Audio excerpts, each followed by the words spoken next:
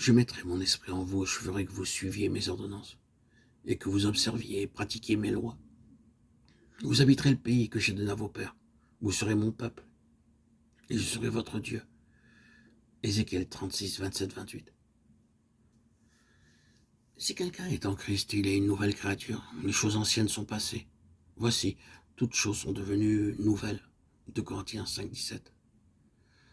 La première partie du verset 18 est très importante. Et tout cela vient de Dieu.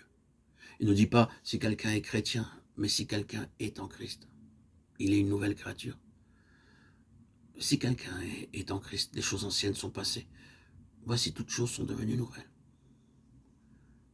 Quelles sont ces choses nouvelles? Je vous donnerai un cœur nouveau et je mettrai en vous un esprit nouveau. J'ôterai de votre corps le cœur de pierre et je vous donnerai un cœur de chair.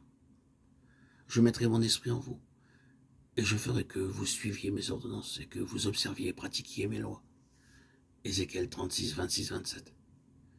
C'est la première chose qui survient. Je mettrai en vous un cœur nouveau.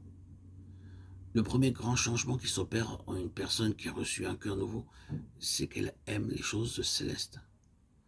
La deuxième chose que Dieu nous donne, c'est une bonne conscience. Toutes les souillures causées par des pensées et des actions pécheresses doivent être lavées par le sang de mon Seigneur. Cela se vérifie par de la hardiesse et de la liberté dans sa présence. Hébreux 4,16 déclare: approchons-nous donc avec assurance du trône de la grâce afin d'obtenir miséricorde et de trouver grâce pour être secourus dans nos besoins. Ne crains point, petit troupeau, car votre Père a trouvé bon de vous donner le royaume. Luc 12, 32.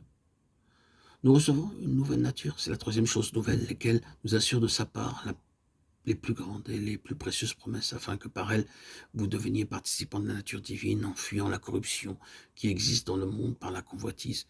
2 Pierre 1, 4. Dieu nous donne une nature divine, sainte et pure, parce que notre nature pécheresse ne peut pas être améliorée par l'effort humain. Lorsque nous acceptons le Seigneur Jésus-Christ comme notre Sauveur, nous entrons dans une septuple participation. Premièrement, en acceptant le Seigneur Jésus-Christ comme notre Sauveur, nous participons au Saint-Esprit. Deuxièmement, nous devenons participants de la sainteté de Dieu. Troisièmement, nous participons à une vocation céleste. C'est pourquoi, frères saints, rêvés par la vocation céleste, considérez l'apôtre et le souverain sacrificateur de la foi que nous professons en Jésus-Christ. Hébreux 3, 1. Quel est cet appel? Montrer la gloire et la puissance de Dieu aux autorités célestes. Quatrièmement, nous participons à un héritage céleste. Rendez grâce au Père qui nous a rendus capables d'avoir part à l'héritage des saints dans la lumière. Colossiens 1, 12. Cinquièmement, nous participons à la gloire céleste.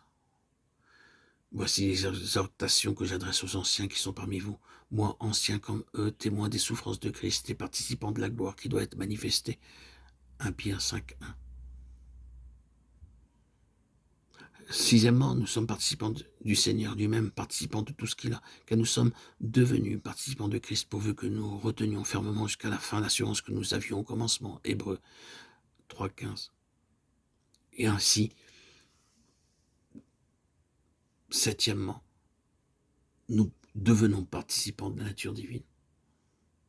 Nous entrons dans cette septuple participation spirituelle en acceptant Christ.